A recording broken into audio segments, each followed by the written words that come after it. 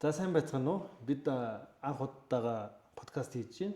За тэгэхээр энэ удаагийн подкастын гол зорилго маань юу юм бэ гэхээр бол хүүхдүүдтэй зориулаад за ирээдүйн инженер сонгох за тэр хүүхдүүдэд зориулаад инженерийн амьдрал, инженерийн жишээ нь карьер за ямархуу ерөнхийдөө амьдрал хүлээж идэг вэ? Тэр талаар ярилцахын хичээлээ. За тэгээд энэ удаагийн зочноор бол өөрийнхөө шав болох Батуула гээд зэрэг хэрчим хүчний инженер залууга урьж авчирлаа. Тэгээд өөрийгөө танилцуулаач. За сайн байцгаана манайхаа. За би Герман намайг Гамболдог хөлтө Батуула гэдэг. Би Герман Монголын хамтарсан ашигт малтмал технологийн их сургууль MGT гэж товчилдог. Тэр сургуульд цахилгаан ба эрчим хүчний инженерээр төгсөөд за тэгээд сая 6 сарын өмнө EMCS International компанид ажилд орлоо. За одоо хүүхдүүд маань нэг асуудал байгаа да. Ерөнхийдөө ингээл явж байгаа л инженер шууд болчдөг. За тэгэнгүүт ингээд хүүхдүүдийг ингээ анзаараад байхад хичээлдээ жоохон тааруу байгаад идэг. Гэтэл одоо чинь би бол чамайг 10 жилээс нахуулаад мэдэн штэ. Гэхдээ чи бол 10 дугаар ангидаа бол математикт нэлээд сайн байж байгаад сүүлд физикээр ороод одоо нийслэлийн хүрэл медаль авч ирсэн хүүхдээ тий. За ингэнгүүтээ Геотог төгсөөд Герман Монголын хамтарсан сургуульд орохдоо тэтгэлгээр суралцсан. За ингээд тэтгэлгээр суралцахдаа хэдийн хугацаанд тэтгэлгээ авсан бэ? Үргэлж тэтгэлгээрээ суралцсан уу? Бас яагаад 5 жил ингэж болж төгсөв? Германд очиж нэмэлтээр одоо ямар судалдахуунаар судалж гүнгэрсэн тэр талаараа илүү жоохон дэлгэрэнгүй яриад. За нэгдүгээр курстээ шууд Ешэ оноогоороо даадын тэтгэл өгдөг. Тэгээд тэр тэтгэлэг нь бол ер нь бол нэг хоолны мөнгөтэй нэмээд сургуулийн төлбөртэй. Тийм тэтгэлгээр шууд 2 Ешэ оноо би чинь 5 Ешэ өгөөд 700 авцсан 3 Ештэй 600 авсан нөгөө 2 Ешэ нь тэгээ шууд 5 Ешэ Герман явах бэлтгэлтэй л учраас 5 Ешэ өгчихсэн. Тэгэл 5 Ешэ өгөөл нэг материалуудаа бүрдүүлж өгөөлөл тэгээд тэтгэлэг авч ирсэн. 1-2 дугаар курстээ 2 жил аваад 3 дугаар курсынхаа өвлөн буюу одоо хичээл дөнгөж ороод Герман авцсан. Сурах солилцоогоор тэгэл тэтгэлгээр өрсөлдөөл тэгэл явж байгаа. За тэнд очиод адилхан ер нь бол мэрэгжлийнхээ хуваар яг цахилгааны инженер гэдэг чиглэлээр яваад гол нь би цахилгааны инженерээр явсан. Манай жил чинь хамгийн анхны цахилгааны одоо илсэлт авсан жил ихгүй. Тэгээ би хамгийн анхны цахилгааны мэрэгжлэр ингээд тэтгэлэг аваад гадаад авч өгдөг. За. Тэгээд очиод хичээлүүдэд үзлэн чинь ер нь бол миний үзэх хичээлүүд донд нь 1-2 л байсан бохгүй. Үлдсэн байгаагүй. Гэхдээ яг хуу хичээлдээ бол суугаад явсан. Тэгээд орж ирээд дүнгээд үүсүүлэх гээд багш дээр очиод нэг хүн чанар зулгаагаад болдог. Эртэн дүн бэ шүү. Тэгээ багш энэ хичээлийг анх явахдаа энэ хичээлийг энтэд үүсүүлнэ гэж явж байгаа. Тэгээ очиод багш энэ шал өөр юм байсан юм байна. Тэгээ тийм болохоор энэ хичээлийг дараа нь дахиад үтчихье. Тийм болохоор ингээд ерөөдөө 1 жил хойш сонгочихъя. Тэгэхгүй болохоор ингээд хэрэглээний одоо хэрэгтэй байх мэдээллүүдээ авч чадахгүй өнгөрөх юм шиг санагдаад тэгээд жил хойшлуулсан гэсэн. Сурал сурсан шиг сурыг гээд. Тийм, сурал сурснаас сурчээ гээд. Тэгээ 3 дугаар курстээ Герман авч ирчээд 90 гутаа тэр семестр би тэтгэлэг авч чадаагүй. Угаасаа тэтгэлэг байхгүй. 9 сард зарлагдаад дуусаад би Герман авчиж байгаа шүү дээ. Тэгээд бас хал семестр тэтгэлэггүй яваад 4-р курстээ явж ороод ирсэн чинь даадын тэтгэлэг авах гэдэг. Нүуний мөнгө авах гэдэг шүү дээ. Тэгээд тэр тэтгэлэгтээ явж орсон чинь тал семестрийн дүнтэй болохоор өрсөлдөх нь амар шудраг болсон нэгэд. Тэр чинь би бүр GMIT-ийн одоо 3.5 гэдэг чинь айгүй өндөр. Тэгээд тийм голчтой тэгэн гот айгүй шудраг болсон юм л та хүүхдүүд 120 кредит бишээ. 60 кредитээр ингээл 3 өглөн голттой өрсөлдөж яхад би 30 кредит барьж орж ирээд миний 3.5 гэх нь айгүй шудраг биш байна гэд. Тэр үндсэн дээр ерөнхийдөө тэтгэлд оруулаагүй. Тэгэн гот би сургуулийн тэтгэлэг аваад энэ бол мөнгө авч чадаагүй зүгээр сургуультаа даалгаад тэгээд дараа жилд нь тэгэж ингэж дуулж байгаа. Тэгээ ерөнхийдөө бол Герман Монголын хамтарсан сургуультай одоо бакалаврынхаа дипломыг авсан тэглээ. Тэгэнгүүтээ төгсөнгүүтээ шууд EMCS-д орцсон уу эсвэл өөр бас гадуур төглөө шууд орсон. Төглөө шууд орсон. Юун дээр нэвтрүүлэг гараад хамгийн анх би за энийг би дараа нь ярьж өгье. За энийг дараагийн асуултууд дээр ярьж өгье. Тэр нь сонирхолтой байна. За инженер болох одоо гол нөлөөлөл юу байсан бэ? яагаад одоо цахилгааны энэ инженерээр анх суралцъя гэж бодсон бэ? За одоо ихэнх хүүхдүүдтэй адилхан зовлон надад байсан байхгүй юу? Юу гэхээр за би физик сурцсан. За инженер болёо гэж бодцсон. Тэгээд инженерүүд юу хийдэм бэ гэхээр мэдэхгүй. Монголд одоо жишээлбэл нэг бүтээн байгуулаад зохиодог юм бол бараг байхгүй шүү дээ. Ер нь бол байгаль технологиг хуулж тавьдаг. Тэнгуут инженер хүн яг юу хийдэм бэ? Тэг нэмээ монголчууд донд нэг концепт гэдэг нэг инженер гэхэр л одоо нэг мужаан, цахилгаанчин гэх нэг тийм айгүй нэг нийтлэг буруу ойлголтууд нэг дээр засварчин маягийн. Тийм засварчин маягийн. Тэр чи одоо социалист нийгмээс гаралтай нэг тийм ороод ирсэн. Тэгэл би гайхажсэн бохгүй. За механикаар л явахгүй юм байна. За механикийн инженер гэхээр яг л машин засаад байгаа юм шиг нэг тийм санагдал. Нэг л биш санагдаад. Тэгээ бусад инженерүүд нэг л буухгүй. Яг нэг миний толгойг ажилуулад тэгээд нэг юм зохиох хэрэг гарч арай магадгүй нь цахилгааны инженер ахаа гэж бодоод. Ерөөд бол би салбарын талаар юу ч мэдэхгүй мэрэж сонгож байгаа байхгүй. Яг одоо ирээдүгнийг хараагүй яг адилхан одоо энийг үзэж байгаа хүмүүс ч адилхан байгаа байх гэж бодож байна. Тэгээд эцэлтэн би ихтэй дүгнэлтэн дээр айгүй гоё ойлгомжтой болгоцсон байх хаа л гэж найдаж байна. Анх тийм болчихлоо. За тэгвэл одоо ингээд сурагч байхад хамгийн түрүүнд ямар хичээлүүдийг сайн эзэмших шаардлагатай байна. Ерөнхийдөө хүүхдүүд ингээд хичээхгүй байжгаад ингээд гівгэнд 12 дугаар ангид төгсөх жилийн элтийн ерөнхий шалгалтанд бэлддэг. За чи сурагч байхдаа ер нь яаж бэлдсэн? Тэгээд инженер болоход өөр одоо чинь бидний одоо багш нарын одоо чинь ерөнхий одоо сургуулийн төвшөнд заадаг хичээлээс өөр ямар чадвар хүүхэд эзэмшүүл ер нь эртгэн зүгээр байдаг юм байна. Тэр талаар юу гэж бодож байна? За би бол ингэж боддог. Ер нь бол одоо ингээд хичээл хийхгүй байж болно. Муу сураа явсан ч болно. Төглөөд нэг ажил дээр ингээд гарах нь бол тодорхой. Тэгээ амьдрч бол болно. Гэхдээ ингээд онц сурцсан хүүхдүүд ингээд нэг хамгийн зүйл хийж чаддаг нь ингээд нэг тийм юмыг хийгээ сурцсан байдаг. Ингээд мухаа чадчих ингэ чи гэд. Нэг тэр дадал сууд юм болов уу гэж бодлоо. Ер нь хичээлээ хийгээ явж ахаар. За тэгээд дараачийн гой дадал нь юу гэхээр ерөнхий мэдлэгээл илүү тэр нэг дадлыг би их ярих гэж бодлоо хгүй. Эний өмнө тайлбарлахаа марччих. Ер нь бол ихэнх мэдлгүүд бол амьдрал дээр хэрэг болдгоо гэвэл одоо инженерт бол физик нь хэрэг болдог, математик нь хэрэг болдог.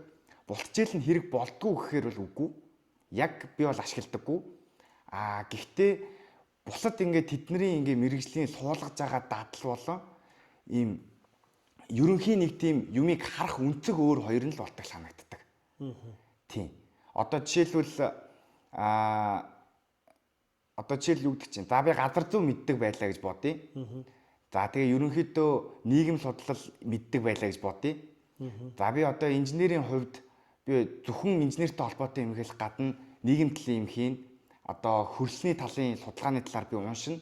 Би тэр хүнтэй юм ярихад нэг ядаж суур юм мэддэг одоо мэдлэгээ одоо уншихад амар болчдөг гэж л ойлгосон тийм. Тэгээ тиймэрхүү юмны талаар ойлголт алт ихэлж авдаг. За Германд очиод одоо сурахад герман хүүхдүүд монгол хүүхдүүдийн ялгаа хэр мэдэгдсэн.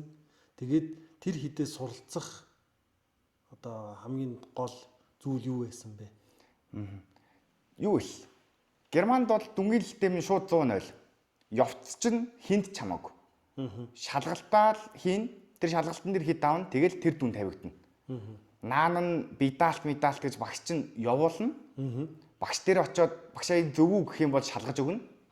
Тэрнээс над руу явуул инктиг дүн тавь гэж хинч ярихгүй. Гэтэ хамгийн гайхамшигтай тэнд байгаа бүх хүүхдүүд багш руу явуулдаг. Нэг өөрөө ингээд тэр мэдлэгийн төлөө хичээдэг. Багш бол наанаас нь чиглэл өгдөг. Тэгээ хичээхгүй байгаа хүүхдийг хайждаг. Тэгж яхад тэр хүүхдүүд ингээд нэг ийм мэдлэгийн төлөө өөрсдөө зүтгэж байгаа нь хаалагддаг. Монгол хүүхдүүдийн чинь бол зодохгүй бол болдгүй шүү дээ. Тийм тэгэн гот тэнд байгаа хүмүүсийн бодол нь арай ондоол юм байлээ. Би өөрөө энийг сурах ёстой гэж боддог. Тэрнээс багш надад сургах ёстой гэж боддог. Тэр нь бол ерөөсөө одоо юу гэдгийг одоо дунд сургуулийн төвшин тэр хүүхдүүд тэр чадварыг эзэмшээд гинүү. Их сургуульд оронгуудаа тэгж гинүү. Ер нь одоо асууж юу тэр хүүхдүүд асууж байгаагүй. Тэгэл хамгийн ихний би даалтын 7 хоног дээр л гайхаал хүүшээ та нар дүн тавихгүй гэлээ шүү дээ. Би даалтаа игээд тах гэл. Би чи монголоор ирсэн юм биш үү? Дүнгүй юм хийж яадгийг ингээл тэглэн чинь үгүй яг хоо ер нь бол хэрэгтэй биш л дээ. Тэгээ бид баг их нь мэдчихээн ч гэж ярьж байгаа. Гэтэ ихэнх оюутнууд бол айгүй муу одоо суур мэдлэгээ маш муу идэм билээ. Тэгээд яг тэр их сургуультай айгүй их юм сурд юм шиг л. Тийм тэгэл тэрийг одоо 3 дугаар курсын хувьд бол оюутан нэлээд мэдлэгтэй болчихсон. Тэгэл нөхдүүд ингээл хийгээл суугаад багш дээр авчаал үзүүлчихнэ. Тэгээ би эхний нэг хоёр би даалтыгч бол тэгэл за мэддэг юм байна гэдэг шалгахч хүн байна гэж үзүүлээгүй. Тэгээ 3 дахь гэхдээ тэр орчинд орчхоор нэг өөр хүмүүс хийгээд тахаар хиймэрлэнэгдаа. Тэгээд хийцтгэл болцтгэл л. Тэгээд төглөөл бол хийсэн л дээ. Одоо ингээд Монголд одоо жишээ нь герман хэл ингээд сураад англи хэл сураад явж байгаа шүү дээ. Тэгэнгүүт одоо ингээд шууд очингуудаа ойлголцох хэлний бэрхшээл хэр тулгарсан хэцүү байсан уу? Герман хэлээр бол тийм. Герман хэл дээр бол яг үнэндээ би чи хангалттай төвчний хэдлэгтэй хүн бол биш. Гэтээ их сургууль одоо миний очиж байгаа хичээлүүд нь англиар явагдаж исэн. Тэгээд хүмүүстэй би гадуур англиар ярихад жоохон дургу гэхдээ хариулдаг. Тэгээ ерөнхийдөө бол нэг хөгшин үнэтэй таарчихгүй бол амьдралын хувьд бол зүгээр байсан. Тийм. Тэгээд англи хэл бол одоо бид нар чинь дандаа бичлэг үзэж, сонлогын хувьд ч тэр ярианы хувьд ч тэр бол ер нь бол зүгээр. Тийм гайгүй байсан. Бэрхшээл бол миний хувьд бол нэг тулгараагүй. Одоо ингээ ажил дээр орчингууд англи хэл хэр шаарддаг чинь. Миний ажлын хувьд бол их шаарддаг. Гадаадуудтай их ярьдаг. Тэгээд бүх бичиг баримтууд ер нь л англи дээр бэлтгэгдээд яг зөвхөн Монгол байгууллага шалгадаг одоо яаман дээр ч юм уу тиймэрхүү газрын албан бичгүүдийг л монголоор бичвэл ш. Тэгээ хүмүүс нь ер нь хоорондоо англиар биччихдэг.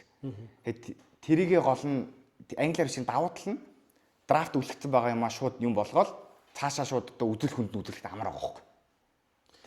За одоо чинь гадаадын сургуулиудын лаборатори орчин одоо Монголд одоо чинь EBS-ийн сургуулиуд маань лабораториудаа ашиглах багш нар их одоо цөөн байдаг. Ихэнх нь ингээд хавд арчдаг, ашигладаггүй. Их сургууль дээр оронгууд яг лабораторийн ажил гэж тусдаа ордог байх. Лабораторийн орчин хэр байсан? Тэнд ер нь хэр туршилт судалгаа хийсэн бол?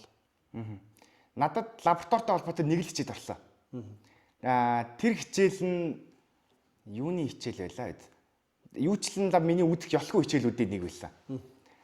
Тийм илүү электроник талын нэг хичээл санагдаж байна. Тэгээ тэр ерөнхийдөө бол нэг Arduino дээр юм ухсарч ийсэн. Тийм лаборатори байсан. Тэгээ ерөнхийдөө ингээд цаанаас нь бүх юмд биелэн. Тэгээ хэрэглээд тэгээ айгүй тийм гоё л үдг юм билээ. Бүх юмд бэлэн тэгээд янз бүрийн юм турш үзэх боломжтой тийм бүх юмд бэлэн лабораторитой байх. Монголд бол би одоо лабораторид баг Монголд би баг орж үзэж байгаагүй хаа. Танай их сургууль дээр хийгдэж байгаагүй. Лаборатори байгаагүй. Байгаагүй юу? Байгаагүй. Сүүлд намайг төгсгöd нэг лаборатори нэгдсэн. Тэгээ тэр лаборатори дээр нэг яг германшийн тэр бүх юм нь бэлэн лаборатори байгаагүй. Нэг тодорхой байгаа юмнууд дээр л нэг яаж хийж байгаа л нэг оюутнуудаа нэг юм сургачих гээл нэг тийм хийд юм шиг харагдаж байна. За одоо чинь ингээд сэргийгдэх хэрчим хүч одоо нилийн одоо мод болоод байна шүү дээ тий. За тэнгуут нарны зан ус хүргэнгүүт бол энэ тэндгүй яг нилийн байна. За бүр ингээд одоо сүүлийн үед одоо чинь айлууд энэ тэнд өөрснөө нарны цахилгаан ус хүрүүдийг тавьдаг боллоо. За тэгээд хуулийн хүрээнд ч гэсэн буцаагаад нөгөө нэг хөврөгч ашиглаа буцаагаад нөгөө зарж борлуулдаг боллоо. За тэгэнгүүт бидрийг ингээд яг хөдөө нутгаар явж байхдаа салхин синс бол нилээн байсан. Одоо энэ хонгорт бол салхин синс байгаад байна. За тэгээд урд хөршид гэвэл бид нар шууд ингээд хил гарангуут л ирээн дээр те бүр ингээд ташраар нь ахуулаад салхин синс байж идэг. За Монголд энэ салхин синсийн хөгжил хэр явагдаад байна? Ирээдүйд хөгжих төлөвлөгөө чиглэл ер нь хэр тавигдж байна? Тэр талаар жоохон мэдээлэл өгөөч. За Монголд бол одоогийн байдлаар 3 салхи станц байдаг. Сайн шанд, салхит, нөгөөх нь сайн шанд, салхит, нэг нь цэцээ. Салхитын 55 мегаватт их байдаг. Нөгөө хоёр нь 50 мегаватт. Цэцээгийнх бол нэг 49.6 гэхдээ гоё сонсогдохгүй 50 гэ 50 тавьсан байт юм бил. За тийм байдаг. Салхи станцны хөгжил гэх юм бол Монголд бол одоогоор дөнгөж эхэлж байгаа. Яг дөнгөж л боловсон хүчнүүд нь бэлэн биш. Яг бэлтгэгдээ явж байгаа. Би одоо яг албан тоо мэдэхгүй л дээ. Гэхдээ зүгээр дам яриагаар сонсож байхад Монголд салхины станц мэддэг 2 инженер л үүд юм бэл. Нөө за. Тийм. Тэгээд нэг инженер нь одоо миний дээр ажилладаг. Тэгээд ямар гоё юм бэ л гэж бодлоо. Тэгээ ер нь салхины станцаар ер нь гүнзгийрий гэж бодож байгаа. Аха. За. Салхины станцын одоо энэ инженер ингээд одоо зүгээр би ингээд өөрийнхөө зүгээр харснаар шүү дээ. Ингээд инженерүүд эвдрэл гэмтэл гарахад одоо очиж янзалдаг. Одоо чинь хятад тэр салхины сэнсийг одоо Монгол руу бол одоо ингээд нийлүүллээ гэж бодъё л да. Тэнгүүд Монгол талын инженерүүд яг юу хийх юм тэн дээр. Салхины сэнсний тэр аюулгүй ажиллагааг л хариуцах юм уу? Эсвэл яг салхины сэнсийг чи одоо ингээд сураад магадгүй Монголд ингээд 3 дахь сайн инженер боллоо гэж бодоход юу хийх вэ? За тэгэхээр бүр эхнээсээ эхэлнэ.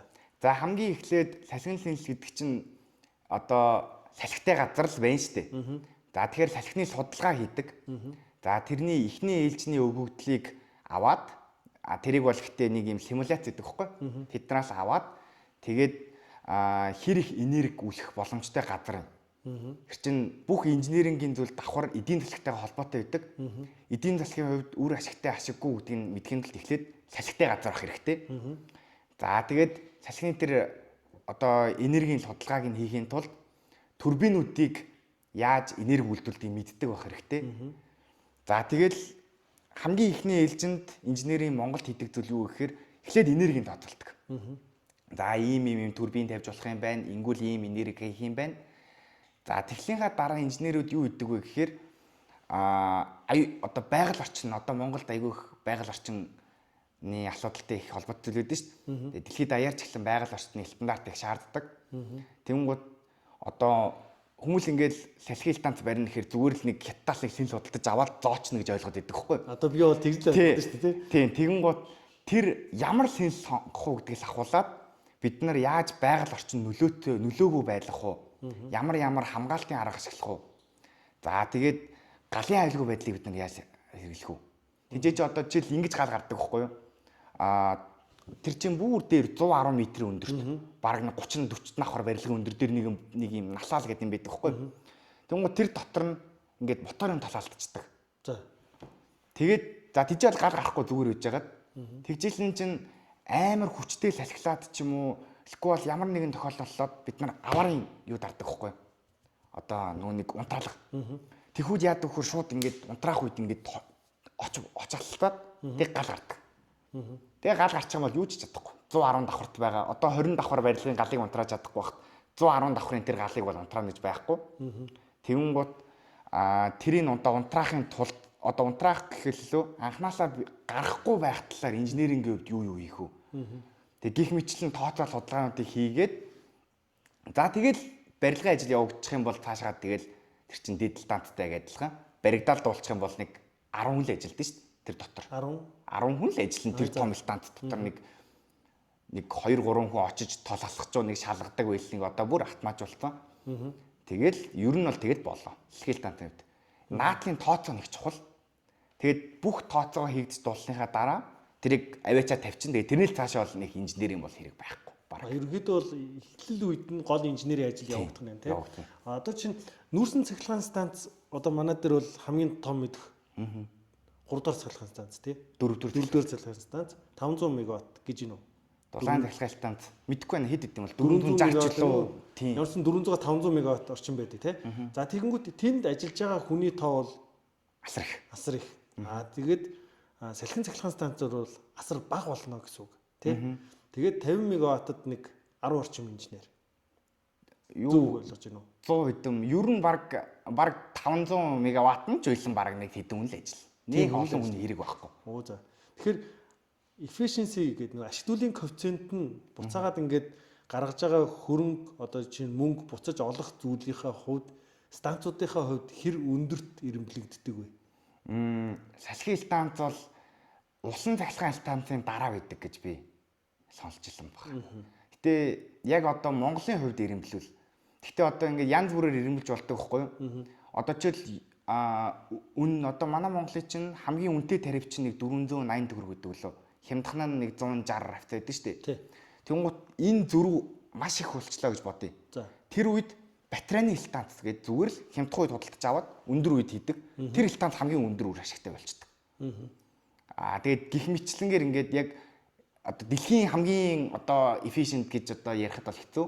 Монголд бол ус нь байхгүй юм чинь тэгэл салхи бол хамгийн өндөр. Ус нь байдаг. Би өөрөө харж ирсэн. Байдаг л да болохгүй л болохоор ч тийм. Тий. Яг нэг 20 хэдэн сумыг хариуцдаг. Гоолтоод байдаг баха тий. Тэр бол усан цахилгаан станц байдаг юм байлээ. Очиж үзсэн маш том бүтээн байгуулалт байлээ. Тэгээд хэрэглэгчдийнхаа одоо хэрэгцээнд тулгуурлаад усныхаа гаралтыг ихсэж багасгаж удирддаг маш ухаалаг систем гэдэг. Ер нь бол бас сонирхмаар санагдсан. Маш их даваа талтай. Тий. Тэгтээ салхинаас гарсан энергийг бид нар одоо яаж нөөцлөж байна? Нөөцлөх үү эсвэл шууд ингээд хэрэглэгч рүүгээ ингээд түгээгээд байж гэнэ үү?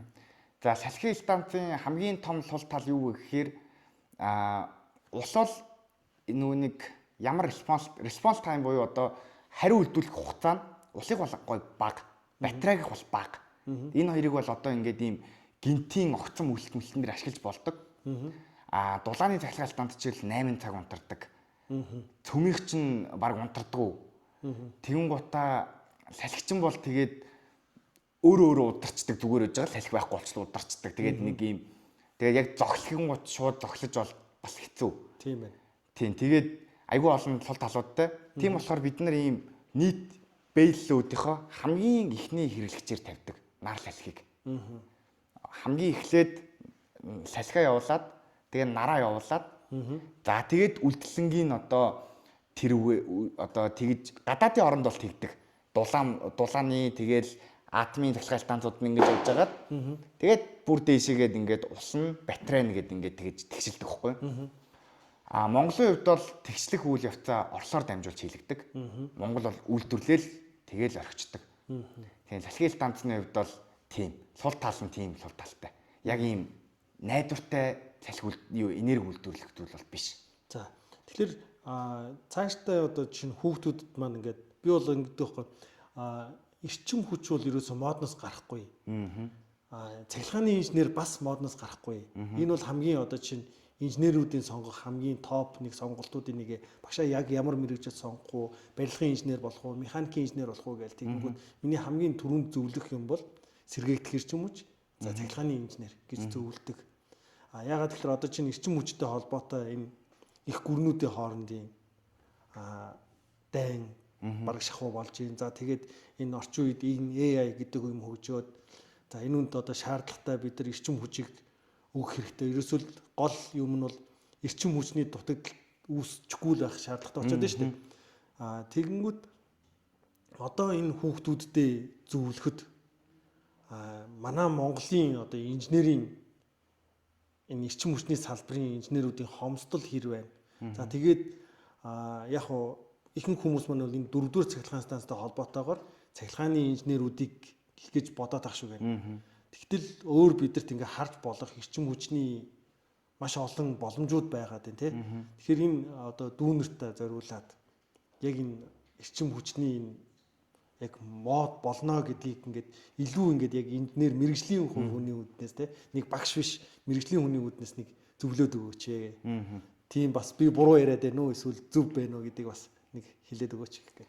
За одоогоор манай Монгол нийт 23% цахилгааныг импортлж авдаг. За одоо энэ тоо ер нь бол бууруулахыг айгүй хичээдэг, бодлогын хувьар маш их дэмждэг. Одоо засгийн газар болж 2030 он гэхэд сэргээгдэх эрчим хүчний хэрэглээг одоо үйлдвэрлэлтийг нийт эрчим хүчний 30% рүү хүртэл хүргэнэ гэд. Одоо бол нэг 4% байдаг лөө. Айгүй бага байдаг. Тэгээд 8% ч лөө. 30% рүү хүргэнэ. 2050 он гэхэд эрчим хүчийг ингэнэ гэд маш их бодлогын хүрээнд дэмждэг. Тэгээд нэмээд манай Монгол одоо эрчим хүчний бол дутагдaltaйг мэдж байгаа бүгдээ өвөл болгон л мэдэрж штэ. Тэгж. Тийм. Тэгэн гут эрчим хүч бол модал гарахгүй тэр бол үнэ. Эрчим хүчний тарифын үн ч гэсэн одоо улам бүр хямдарж байгаа байхгүй юу? Үйлдвэрлэлтийн тарифын үн. Гэдэг чинь юу вэ гэхээр компани илүү өндөр ашигтай ажиллана. Зарагдж байгаа үн адилхан юм чинь. Тэгэн гут нэмээгээд одоо компани хөрөнгөтэй болно. Компани хөрөнгөтэй болно гэдэг чинь илүү их төлөлөө инженерийн цалин ч өндөр болно гэсэн үг. Энэ тал дээр бол би ингэж боддог. маш их хэмжээний инженерүүд Монголд бэлтгэж байгаа. За. Гэтэ тэр донд нь сайн нь болох хэрэгтэй. Монголд бол инженерээр дутж гинөө гэвэл үгүй. Инженер төгөлөгчдийн тоол амар өндөр.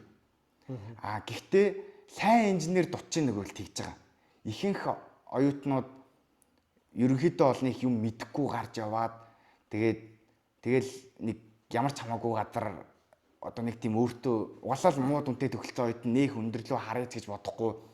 Тэгээд инженер бол ингээд тийм буруу бэлтгэгдээд байгаа гэх юм уу? Би зүгээр нэг юм жишээ хэлж өгье. За Монголд байдаг хоёрхан ширхэг тахлааны одоо үнэхээр мундаг хүн биш. Тийм. Тэгээ би тэр хүнийг ажил хийж байгааг харж байгаа байхгүй. За үнэхээр мундаг юм байна. Гоё юм байна. Тэр хүн бол компани захирлаас илүү их мэдлэлтэй хүн байна. За. Тийм. Яг бол би гараа авчвал та нарт хинч байхгүй. Тийм. Тэгээд би хамгийн анх инженерийг гэж бодож л байхгүй. За инженер хүн гэдэг бол наслаараа нэг компани доор тэгээд нэг тооцоо хийдэг хүн юм байна гэд. Гэтээ мундаг инженер хүн болцохоор тэр хүн яаж байгаа гэхээр ингээд одоо хангалттай хэмжээний value өгөх гэхээр тэр хүнийг ингээ алдах хэрэггүй болчтой юм байна компани. Тэр хүн бол үнэхээр одоо дуртаагаараа байж амьдарч болж байгаа байхгүй юу? Тийм. Тэгэхээр би бол инженер мэрэгжлийг одоо энэ хүмүүлийн ойлгож байгаа бол буруу. Үнэхээр мундаг инженер болчвол бараг удирдлагын төвчний хүн юм байна даа л гэж харлаа. Тийм. Монголд ялангуяа энэ эрчим хүчний салбар огцом хөгжиж байгаагийн оргил нь олоо гараад ирчих юм бол үнэхээр сайхан амьдрал өгттэй юм байна даа л гэж харлаа. Тийм. За, ерөнхийн ингээд юу гэх юм инженеруудын цалин 3-аас 4 сая, 5 сая гэж байдаг шүү дээ. Ингээд зүгээр нийгэмд ингээд эзэлж байгаа байр суурийн хажууд зүгээр дундаж инженерийн одоо жишээ нь одоо орлого цалин мөнгө бол хэдэн хуваараар ч их байдаг тий. Одоо чинь Америкт бол дундаж инженерийн цалин жилийнх нь бол $80,000. За тэгээд 120. За тэгээд бүр сайн байх юм бол одоо танай хэлдгээр тэр ахлагч идэр болж эхлэх юм бол $200,000 гэж дуулдаг. За Монголд болохоор мэдээж бидний хувьд бол бага байгаа шүү дээ. Гэхдээ одоо чинь яг дундаж орлоготой хүний хажууд инженеруудын цалин хэдэн хувиас одоо илүү байдаг вэ? Нууц биш бол хилж болох уу, болохгүй юу?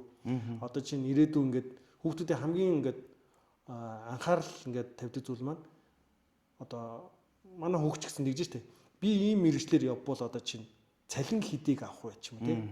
Ингээд ирээдүйн амьдралдаа ингээд одоо хамгийн гол зүйл бол ерөөсөө мөнгө болчиход байна шүү дээ. Тэгээд мөнгө дутагдaltaгүй өөрийнхөө юмыг дуртай юмаа хийж ийж үн цэнээ одоо чинь түүгээрээ үнэлүүлж байгаа тийм. Тэгэхээр энэ тал дээр яг одоогийн байдлаар за тэгээ ирээдүйд бас мэдээж хөгжнөө сайжрна гэдэг шүү дээ. Тэгэхээр одоогоор ерөнхийдөө бол 4-5 жилдээ хэр байх бол инженерийн цалин би зүгээр найз нөхдөөдөөсөө асууж авахт бол нэг найз нөхдөйгөө бол нэг ядаж нэг 33% юм уу илүү идэм билээ. Инженер найзуудын маань ер нь яг нэг 33%-тай л илүү. Тэгээд бага салбар байдаг. Гэтэ инженерүүд бол ер нь дээрээсээ 4-т байлоо. Тэгж гарч ирдэм билээ. Инженерийн цалин бол өндөр гарч ирдэг. Нэг зүйлийг ихтэй ойлгох хэрэгтэй нь инженеруудын цалин айгүй ондоо байдаг хгүй. Айгүй том ингээд юм том хүрээний голд байдаг. Тэгээд гадаад яг хараа тогтчихж байгаа юм шиг байна. Монголд бол айгүй том байдаг. Яагаад гэвэл ингээд инженер хүн яг мэдлэгээ үнэлүүлдэг. Мэдлэг чадвар хоёроо бүр яг шууд үнэлүүлдэг болохоор тэр хүн хэдийн хэмжээний value компанид өгн төдий хэмжээгээр авдаг л мэддэг. Тийм. Эхлээд авж байгаа хүмүүсийнх бол бага бах тохиолдол их байна. Тийм. Тэгээд ер нь бол маш сайн хэмжээний мэдлэгээ цуглуулсан чадвар нь байхад бол дээшээ бол тааж бол дуртайгаараа л явд юм байна гэж харлаа. Тэгэхээр бол инженер болгож байгаа бол маш сайн инженер болгох шаардлагатай. Ба шаардлагатай. Зүгээр инженерийн диплом аваад болчихно гэсэн зүйл бол би байдгүй л мэтлээ. За. Одоо тэгвэл өөр одоо чинь хүүхдүүдэд юуг одоо зөвлөж хэлмээр байна. Хичээл номоо сайн хийх ёстой байна. За тэгээд инженерийнхаа одоо нийт сурж байгаа хүүхдүүдийнхээ хувьд манлайлалыг хамгийн сайн үзүүлэх юм байна. За тэгэнгүүт одоо нэг хэл бас давхар эзэн шиг шаардлагатай байна. За математикийг одоо чинь ингээд их сургуульд ороод үзэнгүүт инженерүүдийг одоо калкулус гэдэг тооцооллыг айгүй их юм үздэг шүү дээ. Тэнгүүт одоо код бичдэг хүүхдүүд айгүй их бас дэлгэрч байна. Математикийн олимпиадаар явдаг хүүхдүүд бас айгүй их гарч иж байна. Одоо чинь би яг сайн нэг төгссөн хүүхдээс асуунгууд яг инженерээр явж байгаа байхгүй. Тэнгүүд тэр хүүхд маань математикийн олимпиадаар явж байгаа физикийн олимпиад руу орсон. Тэгсэн чинь математикийн олимпиадаар явсан хүүхд маань логик сэтгэлгээ сайн байд юм. Их сургуульд ороод үзэнгүүт яг ийм хэрэглээний тал дээр бол физик нь арай илүү олон чадвар хөгжүүлсэн байдаг юм байна гэдэг. Иймэрхүү юм яриад байгаа. Юуны би бол бас тэгж бодож байна. Яг физикээр бол яг математикаар гүнзгийрэх бол надад бол тийм чухал одоо ажил дээр гараад санагдаж байгаа байхгүй. За мэдээж логик хэлтгэлээ дээр байдаг. Гэхдээ физикээр бахаар одоо инженер хүн гэдэг чинь нэг юм айгүй урт гурвалжин шиг байж болохгүй. Нэг юм суур нь айгүй том ийм гурвалжин байх хэрэгтэй. Яг тэгэхээр ямар ч инженерингийн төлөв цахилгааны инженер зөвхөн цахилгааныг хардаггүй. За одоо сэргээгдэх юм үуч за ингээл салхин турбин тэнгууд турбины энерги үйлдвэрлэж байгаа зарчим чинь шингэний механик шүү дээ, флюид механик. Тэр чинь агаар урсгалыг энерги болж өргөж байгаа.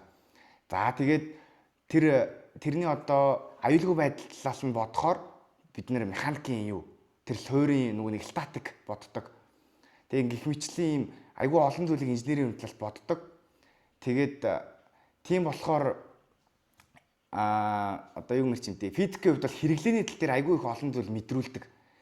Айгүй их зүйл мэдлэгтэй болгодог. Математик бол яг амьдрал дээр буусан юм бол өгдгүүлснэгдэж шүү дээ. Яг үнэндээ. Би бол математикийг бас тэгэхээр хоёлаас үүсгэж. Үгүй би бол үүсгэтэй. Би бол математикээр сайн байх ёстой. Гэхдээ зөвхөн математиктаа сайн байж болохгүй л гэж боддог. Яг математикийн хүүхдүүд ингээд яг тэр чадрыг хөгжүүлж байгаа байхгүй. Тэгэхээр яг энэ манай систем өөрөө жоохон буруу. Яг нөгөө нэг физик, биологи, одоо химийн нөгөө нэг туршилтаар нөгөө нэг нотлогддог учраас яг тэр логикоо хүүхдүүдэд суулгаж чадахгүйгээс болоод одоо чинь эсэлт ерөнхий шалгалт өгж байгаа хүүхдүүдийг харахад тэр ихэнх бүх хүүхдүүд баг математикаа өгж байна. За энэ бол бүх хүүхдүүд өгөх ёстой. Гэтэл түүнтэй харьцуулахад бол физик бол ингээд эрс одоо бага болчиход байдаг. Ингээд хим, биологи нь бүр ингээд багасаа явчихдаг. Ингээд сайенс, байгалийн ухааны хичээлүүдийг ингээд сонгох хүүхдүүд бол маш ингээд ховор болчиход байгаа байхгүй. Тэгээд нийгэм эрх зүй, хувь, түүх одоо эдгээр нийгмийн ухааны салбарын хичээлүүд бол маш түгээмэл болчиход байна. Тэгээд гадагшаа явах тэтгэлгийг хүртэл би ингээд харсан чинь нэг солонгосын нэг тэтгэлэг дээр харсан чинь 900 мянган вон. Одоо би оюутан байх үеийнхээ ярьж байгаа шүү.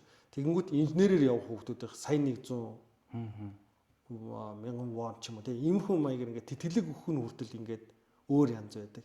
Тэгэхээр би хүүхдүүдэд зүгээр захиж хэлэх гээд байгаа энэ подкастыг оруулах гээд байгаа гол шалтгаануудын нэг маань бол энэ байгалийн ухааныхаа хичээлийг ингээд түлхүү судлаач. Энэ бол нэг юм хадны мангаа биш тийм ингээд нөгөө сурах шаардлагатай гол зүйлсүүдийн нэгэ гэдгийг л ойлгуулах га. Тэгээд та хэд инженерүүдийг ингээд урьж авчираад уулзаад байгаа санаан тэр. За тэгээд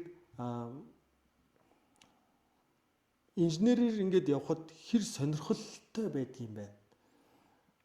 Одоо сурж байгаа учраас сонирхолтой байгаад энэ үү ингээд одоо ах нараасаа тэр ингээд асуугууд тэр хүмүүс үнэхээр сонирхолтой хийж өгнө ингээд одоо burnout гэдэг нэг залхацсан тиймэрхүү байдал үзүүлдэг юм байна уу? За манай ахлах инженер бол 50 одоо энэ ахлын бол мэдэхгүй байд. Тэгээ нэг 60 руу нэлээд өгч байгаа хүн байдгийн. Нөгөө залхин юм. Тэр хүн бол нэг залхацсан шинжтэй бол харагддаггүй. Тэгээд би л хувьдаа л нэг маш их зүйл маш их зүйл тийм гоё. Тэгж санагддаг учраас би бол нэг burnout бол хийхгүй байх гэж боддог.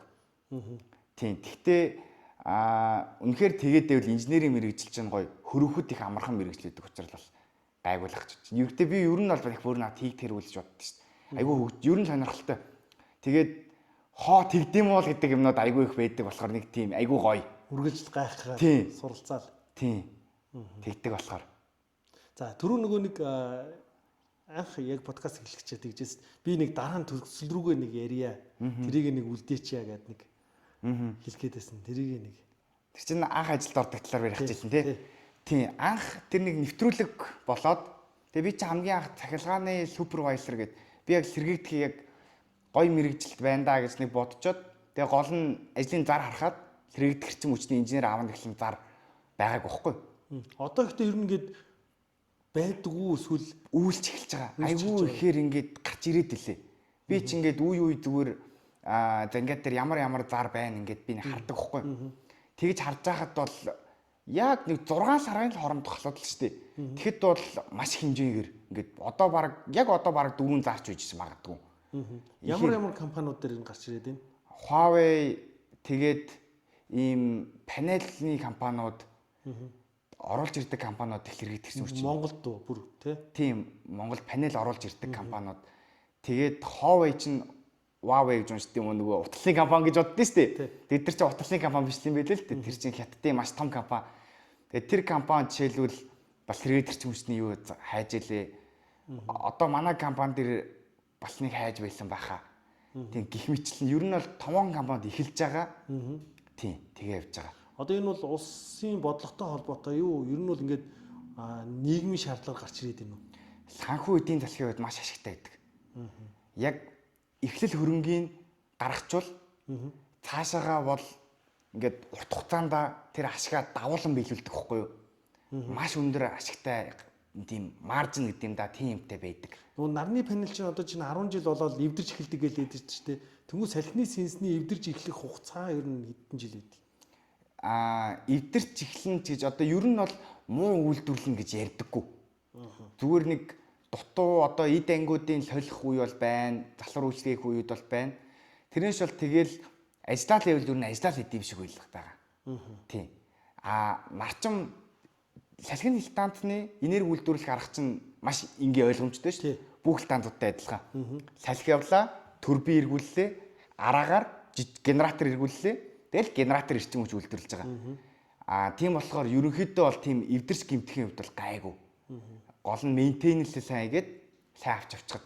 Панел чинь болохоор нөгөө хими нөгөө нэг бүтдээлээ болоод моддсон шүү дээ. Тийм болохоор панел бол тэгээд модоо явждаг. Батарей чинь болохоор бас яг доторх хими урвалаасаа болж моддаг. Тэгээд салхины станцын хувьд бол зүгээр.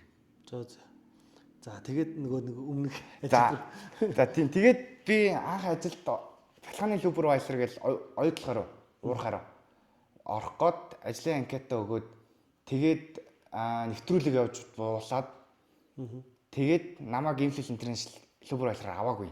Яг би ч уулаар орохгүй байх гэж бодлоо юм л. Шинэ нэг нөхөр төгөлчөөд шууд баахан гараад супервайзер хийнэ гэдэг чинь уулаа боломжгүй л дээ. Гэтэ зүгээр анхнаасаа анкета бүгэлтэж намайг ураад ярилцлаганд оролцох болохоор орцсон.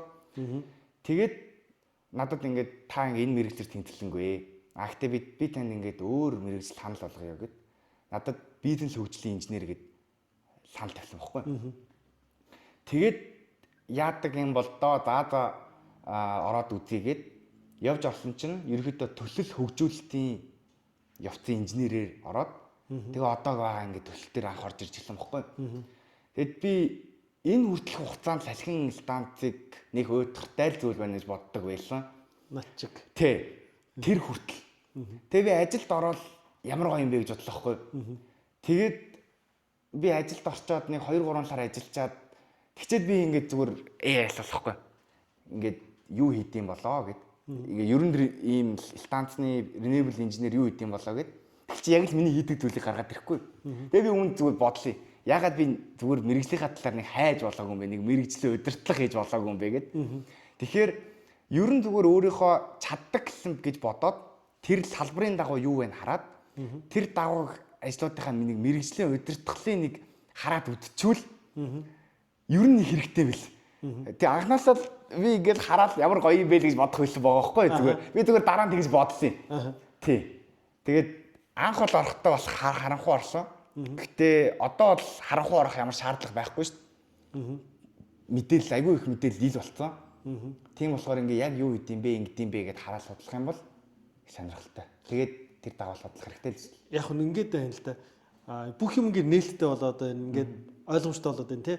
Тэнгүүд яг амьдрал дээр одоо яг гарангуут одоо хүний мэдрэмжийг тэр одоо ээж хэлж чадахгүй шүү дээ. Тэгэхээр яг гол зорилго нь бол яг амьдрал дээр яг ямар хуу байна, тэр мэдрэмж хэр байна вэ гэдгийг л ерөнхийдөө асуух гад. мэдэх гээд тэгээд дамжуулах гээд яриа авч байгаа л гэсэн үг тийм. Тий, тэгээд шинэ юм л орж байгаа. Би ч одоо сурах их хоббитой хөвгтлээ. Тэгээд яг энэ станцын хувьд айгүй олон зүйл шинэ юм сурж байгаа нэг гоё зөндөө яриад байгаа шүү дээ. Тий.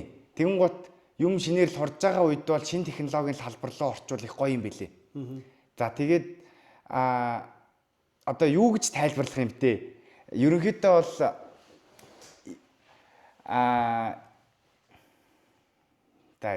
юу гэж тайлбарлавал гоё тайлбарлах юм бол хоёул гоё хэлхийг хатлаа. Гэтэ тэгээ ерөнхийдөө ажлын мэргэжил хонголтыг хамгийн анхнаасаа хийхдээ ямар зүйл дээр тулгуурлаж хийх вэ гэсэн асуултын зорилго шүү дээ тий. Тийм тэгэхээр шууд харахгүй орохгүйгээр судлах нь байна. Тэгтээ судлахтаа үгүй эрэлт хэрэгцээгээ харах уу өөрийнхөө боломж болцоогоо харах юм. Бас өөрийнхөө боломж болцоог гэдэг хамгийн түрүүнд харах хэрэгтэй байна. Мэдээж альва зүйл дээр сайн бай гэвэл одоо жишээл би бол урлагийн хувьд бол юу ч хөнөхөр. Тэгээд ажлын шаардлагаар презентацийн бэлдэх шаардлага байна. Надад гоо зүүн мэдрэмж байхгүй байгаа нэг асуудал болдог жишээлбэл. Тэгээд би дандаа боддог хгүй. За ямар нэгэн презентацийн бэлддэг ажилд ороогүй ямар сайхан юм бэ л гэж бодчихл боддог хгүй. Тийм тэгэхээр ер нь бол хамгийн эхлээд одоо өөрийнхөө хамгийн сайн чаддаг зүйлийнхаа дагуу би сонгоцоолоо гэж бодож байгаа. Тэгээд энэ хүмүүс чинь ингэдэж штэ ингээд дуртай юмаа сонго гэж хэлдэг штэ. Тэгээ хүн дуртай юмдаа сайн байдаг гэж би боддог хгүй. Айгүй одоо яг нэг харангуут математиктаа сайн хөгтөд математиктаа дуртай байдаг хгүй. Хийгээл суугаад чаддаг. Тэгдэг тий. Тийм. Тэгэхээр өөрийнхөө хамгийн сайн чаддаг зүйл дээр юучлээ ихний ээлжинд мэрэгжлийг тулгуурлах хэрэгтэй. Инженер өндөр талантай байдсан байна, хуульч өндөр талантай байдсан байна гэд хууль хүчээр өөрийгөө уншуулна гэд хүн бол яг өөрийнхөө чаддаг юмыг дагуулж чадах юмаа хийдэг байх гэж бодож байна. Тэгэхээр би бол хамгийн эхлээд өөрийнхөө юу чаддсан байна. Тэгээд өөрийнхөө чаддаг юмдыг мэрэгжлээд ямар тулгуурлаад ямар мэрэгжлүүд юм бэ. Тэгээд тэр зүйл дээрээ тулгуурлаад за одоо аль нь илүү гоё юм гэж дараа нь харлан дээр гэж бодож байна. Би бол цалингийн хувьд бол өөртөө итгэлгүй хүн байдэн штэ. Өөртөө итгэлгүй хүн бол өндөр цалинтай одоо баталгаатай газар руу аль болох явсан дээр гэж болох хувьдаа боддог хгүй. Дүүнертаа би тэгж зөвлөдөө. Би одоо энийг хийвэл за би үчлэн лав муула байхгүй гэж бодож байгаа юм байдаг штэ. За одоо юу зурагч байж болно. Би зураг зураад гудамжид амьдруулав хинээлч 7 дор л амьдрахгүй гэж гой зураг зурна гэж боддог юм шүү дээ. Тийм хүн байвал би айхгүй зураг зурлах гэж боддیں۔ Үнэхээр тэр дээр чадвартай байгаад өөртөө итгэлтэй байх юм бол цалин голохгүй орчихоо л гэж боддог хгүй би. Цалин бол дараагийн асуудал. Цалин бол дараагийн асуудал. Үнэхээр чадвар байвал үнэлэгддэг нийгэм гэж Монголын хувьд бол би боддог хгүй. Тэгээ үнэлэгдээд өөрийнхөө авах хэмжээгээр дээшээ сайн байх юм бол бүр хязгааргүй болтон тийм болдог. Захирлынхаа төвшөнд очих гээд шүү дээ. Тэгж боддог. Тийм болохоор эхлээд наан нь бол нэг цалин одоо үнэхээр одоо юу гэдэг чинь нэг одоо олимпиадад ороход за нэг арай ээж нэг амжилт авч байгаа хүмүүс байгаа шүү дээ.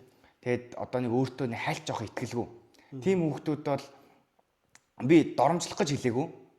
Бас нэг талаараа жоох үнэтэй нүүр тулаад арай эрсдэл багтай мэрэгжил рүү ерөн жоохон харслан дээр дундад цалин ерөнхийдөө тогтцсон. Тэгээ ерөнхий нэг гайгүй за энүүгээр явцсан хүн одоо жишээл уурхаа явбал ч юм уу тий явбал гайгүй цалин авчдсан байна, амьдарчдсан байна гэсэн мэрэгжил тал руугаа сонгогдсон дээр гэж бүзнэ. Өөртөө амбицтай яг энэ тал дээр би үнэхээр чадвартай мэдлэгтэй гэж бодож ивэл цалин бол харах хэрэггүй тэр хүмүүс. Тийм. Цалин бол харах ямар ч хэрэг байхгүй гэж боддог. Одоо бас нэг юм байна. Гэр бүлээрээ нэг төрлийн мэрэгжил сонгодог усуд бас байгаад байна. Одоо чинь миний нэг таньдаг сурагч байдгийн. Аав нь цахилгааны инженер, ээж нь цахилгааны инженерийн багш, өөрөө цахилгааны инженерээр сурна гэх иймэрхүү маягаар. Тэнгүүд яг чиний эргэн тойронд сэргийдэх хэрчим үү ч юм уу те цахилгааны инженерээр холбоотой хүн байсан уу?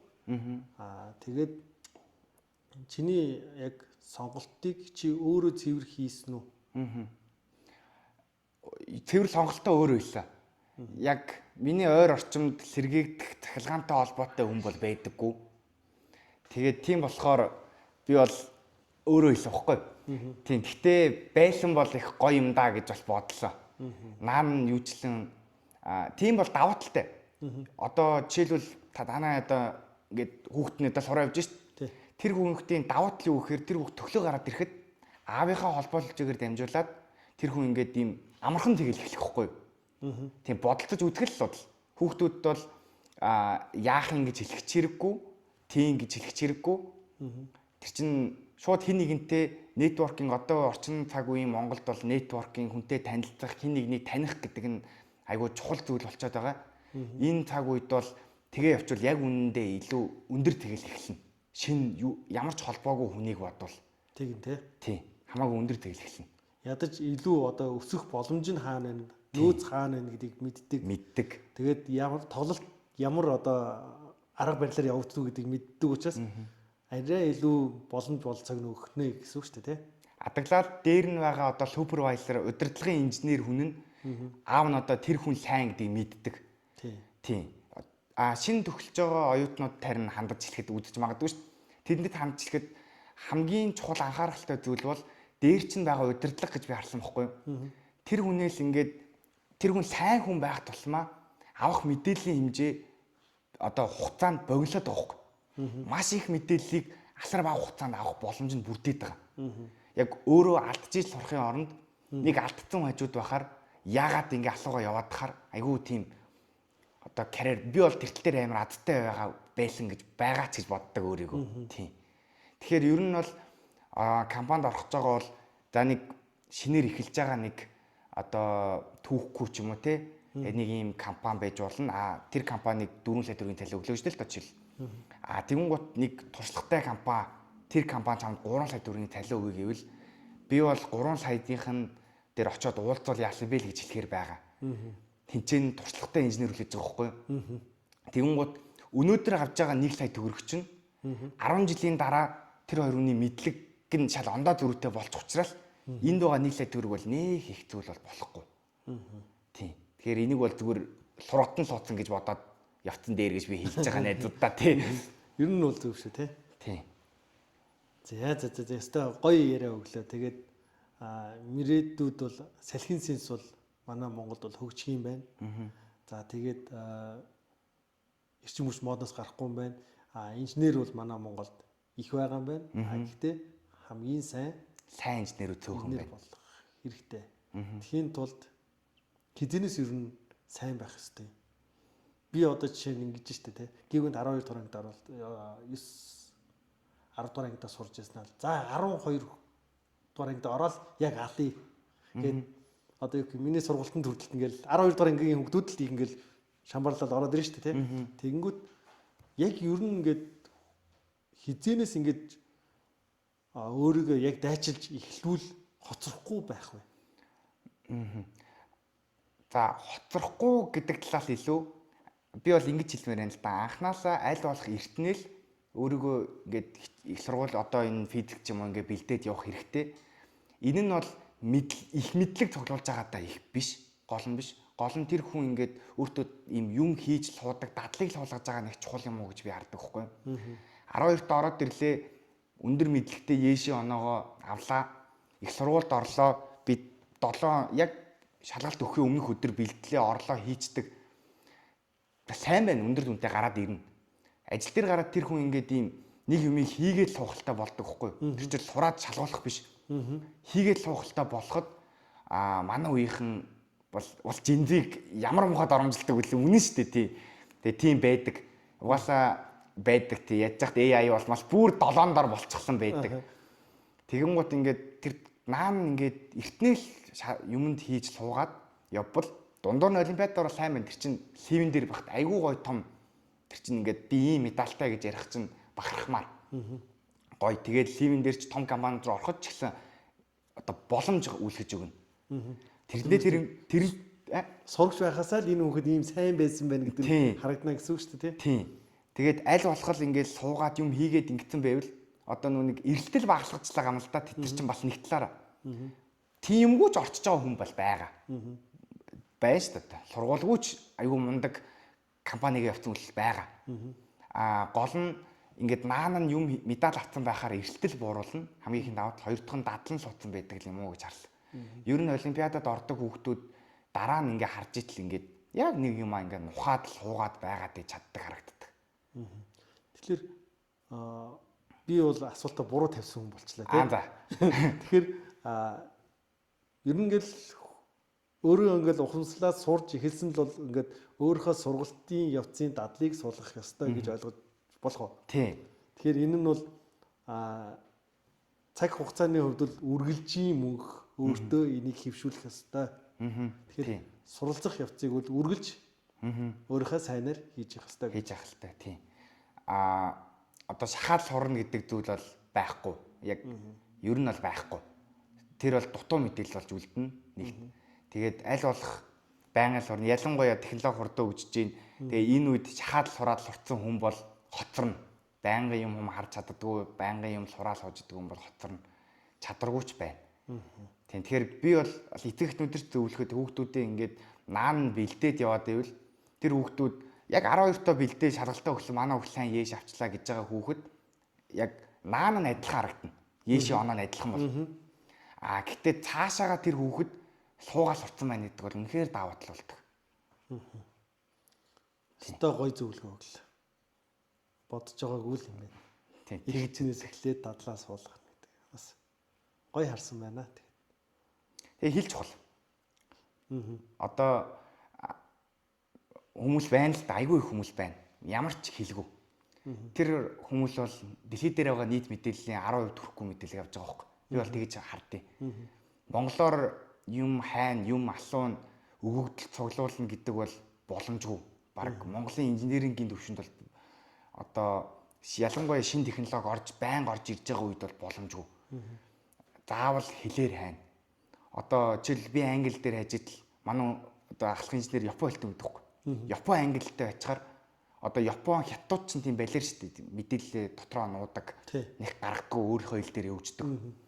Тэгэнгუთ Япон, хятад, англи гэсэн энэ герман бол нэг шаардлага байхгүй. Тэд нар бол англитайгаа ингээ барууны орнууд ер нь даатаага юм нийлүүлдэг. Тэгэнгуთ Япон, хятад өөр ямар ч орн байдгийг би мэдэхгүй байна л да. Энтэг одоо англид хэлэх. Тэгэнгуთ ер нь хэлнүүдтэй бол их хэмжээний л их сурвалжтай байна гэдэг чинь бас нэг том давуу талдаг. Маш том давуу талдаг.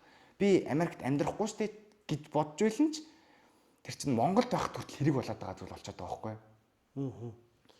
Тэгэнгүүт нэг юм хятад хэл сурыг гэж бодож байна. Одоо чинь бүх технологи бол бид нар ингээл хятадаас авж штэ тэ. Наазахын одоо чинь ингээд би нэг багж авахад л англи хэл дээр биш хятадын онлайнаас шопоос захиалгад хятад бичгтэйгээл хүрээд ирж штэ тэ. Тэнгүүт хятад хэл сурыг гэж бодож гинүү яг тийм технологиуд нь англи хэл дээр биш тийм одоо инженерийн юмнууд нь хэр ирж байна.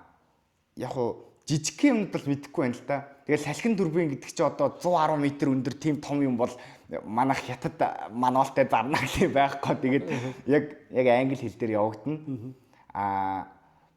Тэгээд ер нь бол тэр тал дээр бол асуудал байхгүй. Хятад инженерүүд нь англиараа хэр ярьж байна? Англиар ярина. Ярих уу? Ярина. Яг уу ярина. Нилээн аялагтай. Тэгээд ойлгох гэж жоохон хичээдэг. Гэхдээ ер нь бол ярьчихна. Дунд нь хаа нэг үнэхээр гоё аялагтай нөхдүүд байна. Тийм. Гэхдээ ер нь бол бид тэгэл монголчуудын ч ихлэ англи хэл бас хэцүү. Тэгээд нэг хоёр улс нэг айгүй эвгүй англи хэлээр яриад юу ч л ойлголцоод болоо явдаг. Одоо тэгвэл ингэж тийм хятадд айгүй их инженерийн салбар ингээд хөгжөөд байна. Мундаг болоод байна. Хүүхдүүд хятад руу анханаас нь ингээд инженерийн салбарыг хятад хэлээр нь одоо бакалавр сурыг гэвэл тийм боломж байдсан болов уу гэж байгаа юу? Тэр одоо тийм инженертэй таарч юу? Японтой бол байна те. Японч одоо чинь төсөл 1000 инженерийн төсөл гээд бүр гаргаад явуулсан те. Тэгэхээр маш их японуудтай бол болоод ирж байна. Хятад тийм жишээ байна уу? Хятад дээр бол би яг хятад руу сурна гэж явсан бол мэдэхгүй байна л да. Зөвхөн нөгөө хоёр дээр минь хоёр гэж хөтөлбөр өгч байсан Монголын. Тэгээ явцсан найз бол байдаг. Тэгээд шууд Монголдоо буцаал ирчих юм бэлээ. Виз мэдний хувьд яа гэм үү, ажил ололтын хувьд мэдэхгүй байна л да. Яг яадаг юм. Гэтэ хятадууд бол хятад ажиллах бол хэцүү баха. Хятадууд бол яг л тэжээ очиж сурвал их юм сурна. Яг хятад хэлтэй хүн очиж сурах юм бол амар их мэдлэг биш тийм чи. дэлхийд байхгүй их хэмжээний мэдээлэл хятад байгаа байхгүй. Тэгээд тэрийг огт задруулдаг.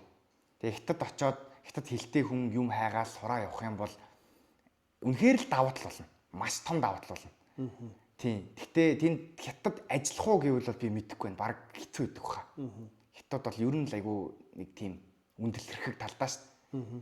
Тэгэхээр би бол бараг боломжгүй л ахчих. Гэхдээ хятад хэлийг нь бол суралцсан байх хэрэгтэй. Очоод сурах юм бол их юм сурах байх гэж боддог. Хятадын их сургуулиуд чинь одоо тооцсон сургуулиуд руу айгүй огцон мөртөө өлчиж байна. Тэгэхээр хятад бол айгүй гоё санал болох л газар. Би бол англи хэл бол хүүхэд бол одоо сурчдаг болсон үү штэ. Цаанаасаа сурчдаг болсон. Тийм болохоор эцэг эхнэр ер нь сонсож ивэл хар багаас нь хүүхдээ хятад хэл сурахчвал айгүй том давуу тал даалж байна. Инженерээр явбал давуу талтай болно тий. Тийм инженерийн талбар дээр. За. Өөр захих юм байна уу? Ер нь ингээд дуусгах юм уу гэж бодоод. Өөрч гайг бах уу. Өөр бол тэгээд одоохондоо яг нэг юм салбарын талаар бүрэн ойлголтгүй ч байна. Яг за би үнэхээр энийг бүгдийг мэддэг боллоо. Гэтэл ядаж нэг 2 жил болох байлгүй дээ гэж хувьдаа бол боддог байхгүй. Тэгээд нэг тийм болохоор яг шууд энэ тал дээр ингэдэг тэгдэг гэж бол яг зөвлөгөө өгч чадахгүй. Би бол ингэж харлаа л гэж бол бүгдийг хэлж байгаа. Тэгээд хэлний талаар ярьцсан. Тэгээд би нэрээ зүгээр энд дээр нэг мэтгэлцчихье гэж та тантай. За. Та мастрыг хэр чухал зүйл гэж боддог вэ? Мастрыг Инженерийн хувьд. инженерийн хувьд. За би болохоор өөрөө физикийн мастертай. Гэхдээ би бол өөрөө яагаад тэрийг сурсан бэ гэхээр цаашаа бол яг доктороор явна, яг судалгаа хийнэ гэж бодсон. Тэгээд эрдэмжлэгийн хүрээлэнд ч ажиллаж исэн учраас бол миний хувьд бол хамгийн одоо гол зүйл байсан. Тийм учраас би бол мастер хамгаалсан. Яг мэрэгжил дээр тулгуурлаад цаашаага хөгжөхөд одоо юу гэдгийг те шаардлагатай тохиолдолд суралцсан уу гэхээс биш бол хүн бүр тэрийг суралцаад байх шаардлага байхгүй. Одоо би бол тэгж л бодож байна. Хүн бүр тэгж суралцаж заавал мастер болох шаардлага байхгүй. Ямар нэг мэрэгжлээ авсан. Тэгээ тухайн мэрэгжлэр илүү гүнзгийрээд яг судалгааны салбар дээр бол өөрийн гэсэн судалгааг бүрэн эзэмших тэ нэг өгүүлэл хэвлүүлэх. Би бол тэрнийхээ хүрээнд л мэдээд байгаа байхгүй. Яг инженерийн хувьд болохоор би сайн мэдэхгүй байна. Зүгээр эзэмших зүйлээ үргэлжлүүлэн суралцах тохиолдолд тэр хэрэгтэй. Тэрнээс зүгээр ингээд энэ хүн мастер сурсан юм чи би мастер болчихъя гэдэг тэр хандлагаар бол димий гэж боддог. Тийм. Би харин за одоо ер нь л мастер хэрэгтэй юм байна да гэд. Тэгээ би хоёр шалтгааны улмаас мастер хий гэж бодлоо. За. За нэг нь бол цол иргэм шүү дээ. Мастерчууд бол цол иргэм. Хамгийн ер нь бол нэг зорилго нэг. За. За гэхдээ зөвхөн цол иргэмийн төлөө сурна гэхэд айгүй утгагүй зүйл шүү дээ. За тэнгуут ингээд дэмжих байдлаар за би салхи хэл станцны хувьд бол дөнгөж ажилд орчоод би бодлоо байхгүй. Юугаар мастер хийх вэ гэж бодож байгаад би ажилд орох юм бодож байгаад тэгээд ажилдаа орсныхаа дараа би яг шийдэлсэн байхгүй. За салхи хэл станцаар ер нь мастер хийгээд. Яагаад тэгж бодлоо бэ гэхээр ороход миний мэддэг юм их цөөхөн айгүй их юм шин сураад л байхгүй. Тэнгуут за одоо яг ингээд сураа явж идэм байж. Тэнгуут багшаалын юм сонсчоор ингээд ийм бас өөр бас дахиад сураагүй юмнууд ингээ гараад ирдэ шүү дээ. Ийм ч юм байдаг, тийм ч юм байдаг гэд. Тэгээд тэр ингээд ийм юмыг нөхөх юм болоо даа гэж би бодоод мастер хий гэж бодохгүй. Тэгсэн чинь манай инженер надад хэллээ байхгүй. Би бол инженерийн хувьд мастерыг бол утгагүй зүйл гэж боддог гинэ. За. Яагаад гэхээр 2 жил одоо их сургуульд явж ийн гэж зүгээр нэг сайхан дотор байранд амьдрах гэж явахгүй маа бол гэхэд чи бодол ингээд мастер сурах хангалттай их зүйлийг 2 жилийн хугацаанд ажилланаараа сураад нэмээд илүү юм сурцсан байд юм аа. Тэгэхээр яг юм сурахын төлөө мастер явна гэж хэлэх бол утгагүй. Тэр бол яг цол хэрэгмийн зүйл шүү дээ. Тэгэхээр одоо гадаадд гараад ажиллая. Гадагшаага гарыг. Гадагшаа гарах боломжоо нээе гэж үзчихвэл гадаад одоо мастер хийнэ гэж явснаас биш. Ботч ирээд Монголынхоо сайн хүн болъё гэж бодож байгаа хүн бол мастер хийх бол зүгээр ямар ч хэрэггүй зүйл гэж ярьсан байхгүй. Тэгээ би харин танилцал нэмтлийн юм асуусан та аюу адилхан л бодолтой байдаг юм байна тий. Тийм байна. Аль нтэй? Танаа инженертэй тий. Инженертэй. Тий. Тийм гэж бодоо. Тэг яг би шийдвэрээ гаргаагүй л байгаа л да. Зүгээр. Гүнзгийч сурах, ном сонсно гэдэг бол зөв л дээ. Ер нь зөв. Гэхдээ яг судалгааг өөрөө л хийдэг шүү дээ. Ер нь хүн хөгжий сайжрыг гэвэл хүн өөрөө л хөгждөг, сайжрдаг. Эрдэм ном хүснороо чиглүүлгээ авдаг. Тэ маш богино хугацаанд шаардлагатай мэдээллийг ном сурах гэж ерөнхийдөө аваад байгаа шүү дээ бид нар чинь. Гэхдээ хүний ерөнхийдөө бол бодлоо шүү дээ. Мэдээж цаашаага ингээд ахиж дэвшиг гэхэд бол яг хоёрхан адилхан хүн ирээд ирлээ. Нэг нь олон жил ажилласан, нөгөөх нь за тодорхой хэмжээнд ажилласан гэхдээ мастер цолтой. Хин юу гэж харах уу? Аль талаас нь бодох хэрэгтэй. Үнэхээр сурч болж байгаа бол ингээд тодорхой төвшөнд очиод ингээд зогсчул мастер сурсан дээр. Үргэлжлэгээ сураад байвал одоо юу байдаг юм ба тийм мастерт суралцах завгүй байх юм бол тэр танаа ахлахын хилдэгч зүг болж байгаа. Аль талдаа ер нь бол тийм бах тий. Тэг яг би зүгээр хүмүүсээс санаа аваад байгаа юм л да. Ер нь бол нэг шийдвэрийнхаа өмнө нь бол яг шийдвэртэй гаргацсан байжгаад эргэлзэх санал гараад ирэхээр нь одоо зүгээр сонголттой ажил явж байгаа. Тий. За тэгээ гоё яриасан баярлалаа. Зүгээр. Нэр би бас нэг хэлчихэж бодлоо. Илтээ яг мартчихсан. Юу код сурахалтай гэж боддог. Оо яг тийш тий. Тийм. Код сурахалтай гэж боддог. Яг нь сурах ёстой гэхээлээ илүү эхний ээлжинд уншиж чаддаг болох ёстой. Үнэхээр за ингээд цэвэр бичиж чаддгүй маа гэхэд уншиж чаддаг болчвол AI бол одоо миний бичлэн кодыг AI хамаагүй сайн бичдэг. Одоо гүйцэтгэлийн үед. Яг адилхан үр дүн гаргаж байгаа ч гэсэн одоо минийх нэг 10 минут уншдаг юмыг энийг яаж сайжруулах вэ гэхээр гаргацсан санаанууд хэрэгжүүлэхээр 3 минут 2 минутын турш уншдаг юм болгодог ч юм уу. Тэгэхээр AI бол хамаагүй илүү код бичиж байгаа. Би бол яг код бичээл орчвол сайн. Амьдрал дүүс тохиолдол үлээ тий. Гэхдээ хамгийн муудаа код уншаад ойлгодог болох л та гэж боддог. Одоо инженер дээр нь тэгээд код яг яаж хэрэглэгдэж байна? За одоо ингэдэг байхгүй юу? За одоо Америкийн гой төхөр одоо юм програмууд байдаг. Үерийн судалгаа хийдэг, шашны тооцоо хийдэг. Тэгэнгუთ тэр нь Монголын нөхцөл боломжгүй юмнууд байдаг. Яагаад гэхээр Америкч юм дата өгөгдлүүд ихтэй. Тэгэнгуთ ингээд тэр өгөгдлүүдийг ингээд програм асуудаг. Тэгэнгуთ тэр интернет аваад хийгээд явах боломж нь байдаг Америкт. Монголд байхгүй. Тэгэнгუთ тэр програм руугаа дутуу өгөгдөл хийчихээр болдгоо. Тэгээд ямар өгөгдөл хийх л байгаа ч мэдэхгүй ямар хуу юм байдгийг ч мэдэхгүй юм руу юм хийхээр буруу хариу гараад ирдэг. Тэгэхээр одоо байгаа өгөгдөл дээрээ тааруулаад хариу гаргаж ирдэг код бичдэг би. Одоо жишээл үерийн судалгаа шүү дээ. Одоо ийм Америкийн армийн хөгжүүлсэн одоо энэ Hack Rush Mass гэдэг нэг айгүй нэг сонь нэртэй байдаг хгүй. Тэгээд тэд нар ингээд бороо мороо элдэн болсон юмыг оруулаад тэгээд хаана үерлж ийн ингэж ийн гээд тэр чин гол нь дидэлтант үерлэхгүй газар байх л тоо. Тэгэнгუთ хаана үерлж ийн ингээд судалгаа хийдэг. Дээшээ ороод гоо чаал буруу юм гараад ирдэг. Тэгэнгუთ би ингээд өөрийнхөө нөхцөлд пейперүүд уншиж агаад тэгээ хөгжүүлдэг. За тэгээд одоогоор бол би ихэвчлэн өөрөө нэг логикийн дараалал нь гаргаж ирээд ийм авахалтай гээд тэгээ AI-д хэлээд тэгээд бичүүлэх байдлаар нь бол явж байгаа. За тэгээд туслан гүйцэтгэгчээр ашиглаад байна шүү дээ. Ашиглаад байна тийм. Тэгэнгუთ тэгээд тэрний үр дүнд би ингээд өөрийн гэсэн хүлж байгаа үр дүнг авч чадчих واخгүй. Код бичиж чадахгүй хүн бол тэгээ хязгаар нь واخгүй. Тэгээд тэр код дээр алдаа гараад ирнэ. Уншиж чадахгүй хүн бол AI руугаа энэ яачвал гэж явуулна. Тэгээд AI-нд галч чаддгүй واخгүй. Одоо богинохон юм бол чадна. Томрох тусам AI яг хаана алдаа гараад чаддгүй واخгүй. Тэгээд тийм болохоор AI ч одоо ингээд гарсан үр дүнгийн юуг нь бурууг ойлгохгүй байна шүү дээ. Тэгэнгუთ AI чадахгүй болчихно. Тийм болохоор өөрөө уншаад өөрөө алдаагийн талтдаг болохын тулд эхний хэлд нь уншдаг болох хэрэгтэй. Тэр айгүй их хэрэглэгддэг. Маш их юм дээр би одоо өдийг хүртэл 3 код бичдэг байхгүй. Тэгээ энэ нэг нь ингээд энерги тооцох, нөгөөх нь үер, нөгөөх нь болохоор диплом зориулсан код л та. Тэг ингээд иймэрхүү юм дээр дандаа ийм код бичиж. Тэр кодыг хизэнээс тэгээ сурж эхэлсэн гэсэн үг. Оюутныхоо оюутан болоод шууд нэгдүгээр курст MATLAB гэжэл ороод тэгэл код бичих ямар гоё ингээд тэгээд 2 3 дугаар курс MATLAB чинь тэгээ бодлого бодоод идэггүй лөө. Код бичээд байна уу? MATLAB дээр бодлого бодно.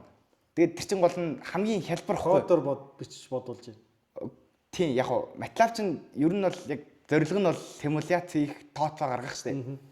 Тийм тэгэнгუთ би Python дээр одоо бичдэг. Тийм нэгдүгээр хүрэлтээр MATLAB чинь одоо маш амархан функцтэй. Заавал ийм library оруулж ирж ирихгүйгээр шууд юмаа хийгээл бодцдог болохоор амар даваа талтай байдаг хгүй. Шинээр сурж байгаа хүмүүс айгуугаа ээлтэй болохоор маал орол заадаг байх ч боддتي. Тэгээд гол нь этгэлийн үр дүнд Python дээр сурахалтай. Python дээр код бичлураад инженерүүдийн хувьд. Тийм тэгээд ингээд өдөр тутмын ажилд маш их хэрэг болдог. Одоо бол Монголын инженерүүдэд хоёрхан технологи шүү дээ. Нэг нь Excel, нэг нь Python. Нөгөө хэд нь бол итгэхэд айгүй хэцүү. Одоо сүүлийн үеийн харин энэ наран дээр сайн гээд одоо нэг энэрл national юучлээ нэг тийм олон улсын газраас гаргасан нэг тийм програм байдаг. Тэр бол Монголын төвшөнд бол ажилдаг. Тэг болдог. Гэхдээ тэгээд ер нь л өөрийнхөө хийсэн юмар хийлэн дээр гэж боддог. Физикийнхаа дагуу кодоо бичээд үр дүнгээ авах. За тэгэхээр инженер болоход амар олон юм сурах нь шүү дээ. Математиктэй сайн байх нь байна, хэлтэй байх нь байна. За тэгээд сайенсийнхаа хичээлүүдэд сайн байх нь байна. Тэгээ код бич сурах нь байна, тий. Маш олон зүйлсүүдийг ингээд сурж эзэмших шаардлагатай юм байна шүү дээ, тий. Тэгээд ер нь бол маш сайн суурь тавьчих хэрэгтэй. Маш сайн суурь тавиад тэгээ хаашаа уул болох. Өөр нь одоо тэгээ манай мэдээлэл зүй хичээл хангах уу? Хангахгүй. Тэр бол юу ч болохгүй. Тий, ерөнхийдөө нэг код бичиж сурна гэдэг чинь нэг ер нь бол амархан. Сурах бол боломжтой. Интернет байхад бол ер нь бол хэл байхад бол сурахад бол амархан. Тийм. Тэгэхээр ерөнхий өөрөө ингээд нэг код хараад нэг ойлгочдөг болох үедээ за ингээд ер нь би суурьтай болчлоо гэд. Тэгээд ямар ч инженерийн салбарт орж болно. Тэр газар нь заавал одоо ийм би одоо хөгжүүлэлтийн газар одоо ийм хэмжээний симуляц хэрэг гарч шít. Ухсралтын үйл ажиллагааны газар очивол тэр Python бол хэрэг болохгүй. Тийм болохоор ингээд маш гоё сайн ингээд аль ч тал дээр шууд шороо болохоол уул болохоор ингээд тийм суур бэлдээд инженер бол тийм байх мэдлэгтэй л гэж би бодож байгаа. Тэгээд тэр газараа ороод шууд суур болоход бэлэн. Яагаад гэвэл сурах дадлаа өөртөө сургацсан байвал тэгээ болно л гэж боддог. За. Өстой гоё. Би яг код чинь бодцоод нэг асуундаа гэж бас хальт мартчихжээ. Тэгээд гоё зөвлөгөө өгсөнд баярлалаа. Тэгээд амжилт хүсье. Тэгээд маяг мастер сурсан ч бай, сураагүй ч бай, ер нь бол цаашдаа мундаг сайхан инженер болно гэдэгт итгэлтэй байгаа. Тэгээд амжилт хүсье. За баярлалаа. За хэдэн би нэг сүүлийнхэн дугаар мугаартанд дахиж орно. Тэгэхээр хэлсэн шүү. Сүүлийн дугаарыг өгөхийнхээ алдаа. За миний шав